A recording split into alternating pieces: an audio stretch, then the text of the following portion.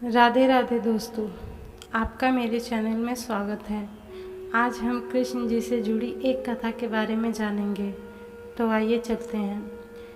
कृष्ण जी को सब कोई लड्डू गोपाल बोलता है, पर क्या आप जानते हैं कि उनका लड्डू गोपाल नाम पड़ा कैसे?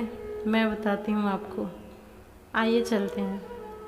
ब्रज भूमि में भगवान कृष्ण के एक परम भक्त कुंभन दास रहते थे। कुंभन दास का एक पुत्र रघुनंदन था।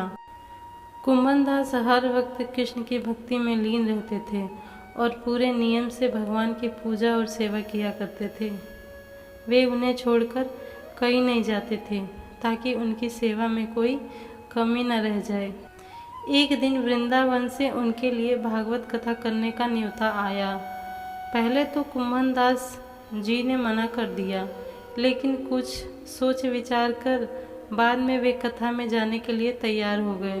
उन्होंने सोचा कि भगवान की सेवा की तैयारी करके वे रोज़ाना कथा करके वापस लौट आएंगे, जिससे भगवान की सेवा का नियम भी नहीं टूटेगा। उन्होंने अपने पुत्र को समझा दिया कि वे भोग तैयार कर चुके हैं, तुम्हें बस समय समय पर ठाकुर जी को भोग लगा देना है। इसके बाद वे वहाँ से प्रस्थान कर दिए। कुंभन दास के पुत्र रघुनंदन जी ने भोजन की थाली कृष्ण के सामने रखी और सरल मन से आग्रह किया कि ठाकुर जी आओ और भोग लगाओ।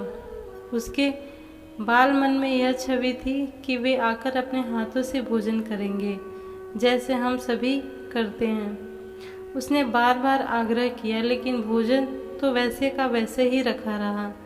अब रघुनंदन उदास हो गए और रोते हुए पुकारा कि हे कृष्ण, आ जाओ और भोग लगा लो।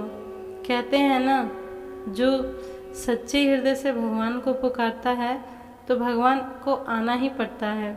रघुनंदन जी की इस पुकार के बाद भगवान कृष्ण ने बालक का रूप धारण किया और भोजन करने बैठ गए।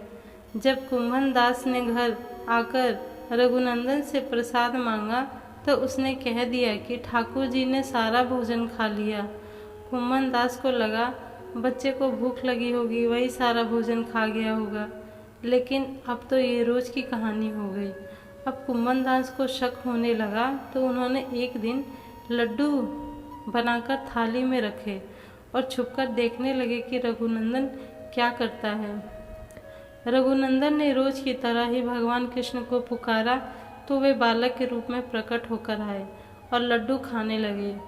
यह देखकर कुंभन दास दौड़े हुए आए और प्रभु के चरणों में गिरकर विनती करने लगे।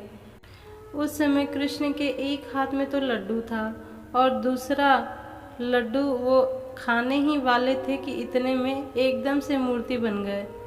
उसके बाद से ही इनकी इसी रूप में पूजा की जाती है और वे लड्डू गोपाल कहलाए जाने लगे।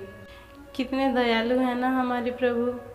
आप लोगों को ये कहानी अच्छी लगी हो तो प्लीज़ लाइक कीजिएगा और आप ये कहानी उन्हें भी बताएं जो नहीं जानते हैं। वीडियो पूरा देखने के लिए धन्यवाद। राधे राधे।